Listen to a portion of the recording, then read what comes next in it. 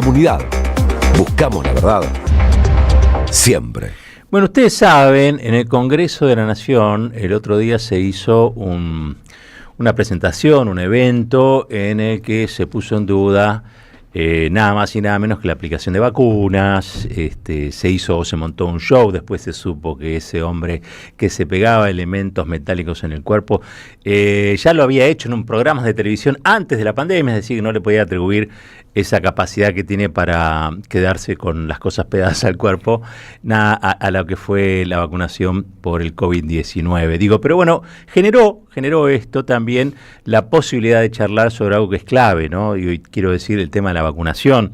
Queremos hablar con alguien que sabe y mucho de esto, porque él es bioquímico, es virólogo, además, bueno, ex rector de la Universidad de Quilmes. Me refiero a Mario Lozano, que está al otro lado de la línea. Mario, ¿cómo te va? Aquí Roberto Caballero, Marcos Cittadini te saludan desde la 530. ¿Cómo estás vos?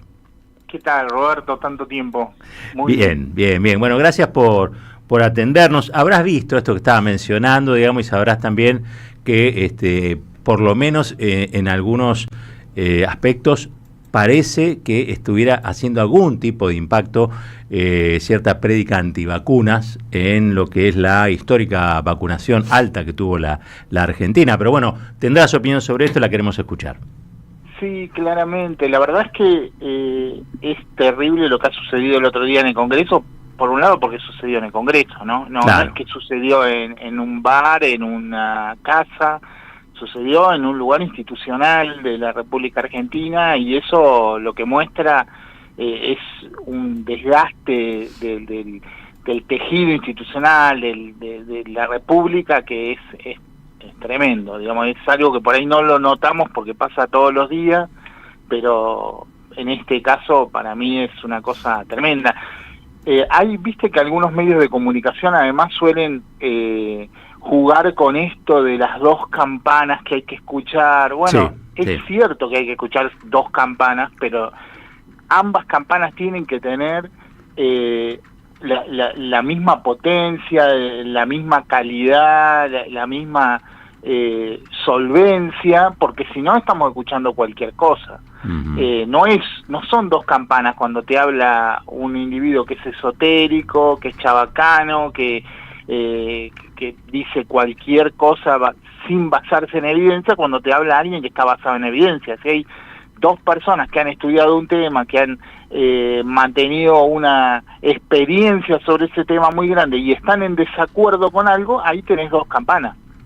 Pero en este caso es alguien que se le ocurrió decir algo sin tener sustento con gente que sí tiene sustento. Y mezclado con eso hay algunos intereses económicos que se aprovechan de la ignorancia y que a veces consiguen alguna persona, como en este caso también sucede, que es parte del sistema científico y tecnológico, que hable a favor de ellos, que muestre evidencia falsa, porque también eso sucede, a favor de esos intereses económicos. Porque no hay que olvidarse que desde el principio los movimientos antivacunas fueron fomentados por gente que alguna pertenecía al sistema médico, científico y tecnológico, como su origen, un médico que se llamaba Wakefield en el Reino Unido en el siglo pasado, que fue el primero que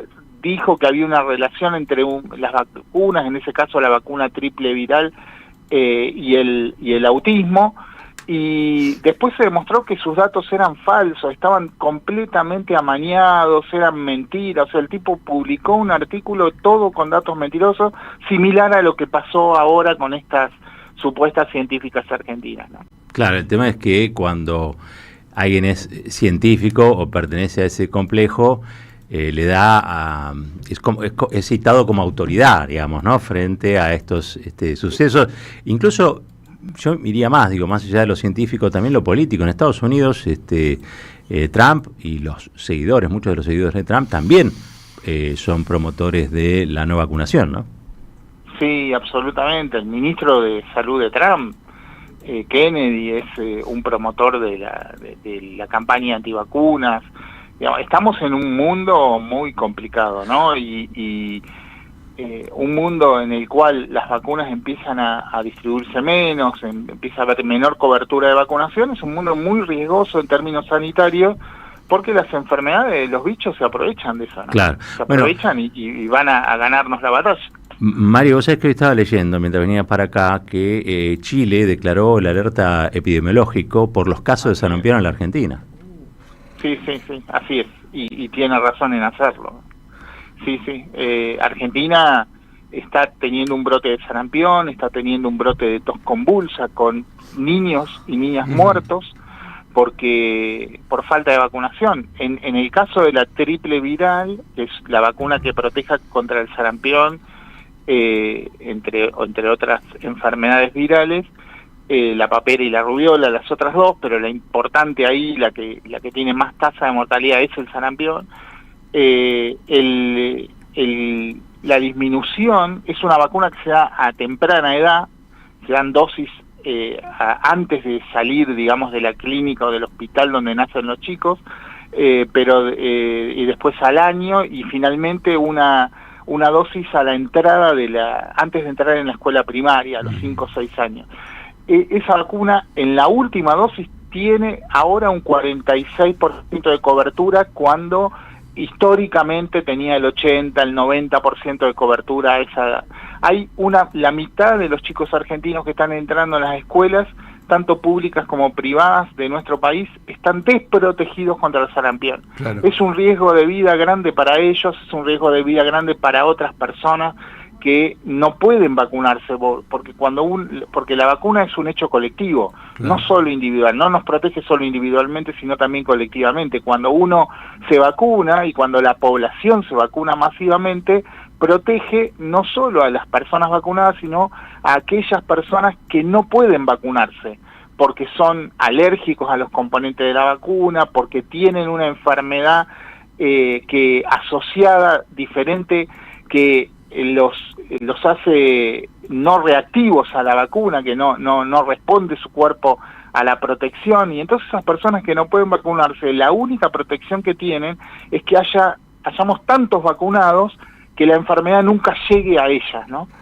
El virus no encuentre forma de llegar hasta ellas, claro, desde afuera de esa comunidad. Mario, te pregunto ahí, porque vos hablabas efectivamente de este carácter colectivo de la vacunación. Si hay algo que se puede hacer, además de vacunarse obviamente, para protegerse de esta situación por parte de quienes están vacunados, o con esto alcanza para quedar a salvo. No, quienes están vacunados están protegidos. El problema son los que no están vacunados, y en particular los que, como te decía recién, los que no pueden vacunarse o no responden a la vacuna. Ahí la responsabilidad es del Estado, no hay otra cosa. No solo son las personas, el Estado tiene que promover una vacunación activa. Si el ingreso en la escuela, que era un pedido histórico que hacían nuestras escuelas, no se le pide a los niños la ficha de vacunación, y no se les recuerda a las familias que están obligadas a vacunar, porque el calendario es obligatorio, están obligadas a vacunar a sus hijos y a sus hijas. Entonces, bueno, se pierde la costumbre. Claro. Y la verdad es que durante la pandemia hemos perdido algunas costumbres de cuidado nuestro y del otro, y contra eso hay que combatir. Claro, ahí te iba a preguntar, porque vos hablas de la escuela y es así, y yo la verdad que tengo ese recuerdo de que en la escuela además se enseñaba. Yo la palabra coqueluche la escuché por primera vez en la escuela. Tos convulse, ¿no? Tos convulse, que yo te lo aprendías medio de memoria. No tengo hoy ni hijos que vayan a la escuela primaria, ni por supuesto yo contacto con eso, así que no sé si eso efectivamente también se perdió, o no, sigue la misma prédica, y lo que fuimos es perdiendo como sociedad esta costumbre para que se llegue a niveles tan bajos de cobertura. Sí, mira, no se podría llegar a un nivel tan bajo de cobertura si la escuela exigiría el carnet de vacunación. No podríamos estar en esta situación si la escuela recuperara su rol como difusor, como agente de de buscar que todos estemos vacunados, sobre todo los niños y las niñas, ¿no? Digo, estamos hablando de la población más vulnerable del país. Claro. Es muy riesgoso. Que se mueran chicos de coqueluche o tos convulsa, que es la misma enfermedad, ¿no? Dos nombres para la misma enfermedad. Sí. Es trágico. Es una enfermedad bacteriana en ese caso, que tiene control por vacuna, que en general la bacteria ya no circulaba en población infantil, circulaba en población adulta a la que no le afecta prácticamente, pero mantiene a la bacteria en la naturaleza. A lo que tendríamos que ir es a vacunar a todos los adultos para eliminar la circulación, no dejar desprotegidos a los niños que la bacteria, como circula en población adulta, va a encontrar formas de llegar a los niños y a las niñas, ¿no? El tema es proteger a los pibes y a las pibas, claro. Ahí te hago una consulta, Mario, porque cuando fue el tema de la UH, ¿no se le exigía constancia de alumno regular y certificado de vacunas al día para cobrar? Claro, por supuesto que sí. Era una de las políticas, fue una de las políticas públicas más prestigiosas y mejores que tuvo el país. Educación y salud había atrás de la asignación universal por hijo. Garantizaba para los que hablan tanto ahora de meritocracia, ¿no? Garantizaba un nivel mínimo a partir del cual la gente podía desarrollar su mérito. No existe la meritocracia si no hay una base de igualdad al inicio, ¿no? Claro, totalmente de acuerdo. Viste que no te pregunté por San Lorenzo, ¿no, Mario? Estamos bien. Hablemos de vacunas, ¿no? De 6 a 16 vacunas incorporó Cristina en el calendario. Sí, el calendario de vacunación. Sumando la del meningococo, la varicela, el rotavirus. Qué visión. La del HPV, la del virus del papiloma humano, que es muy importante para las niñas y los niños también, que es el que produce cáncer en tejidos genitales.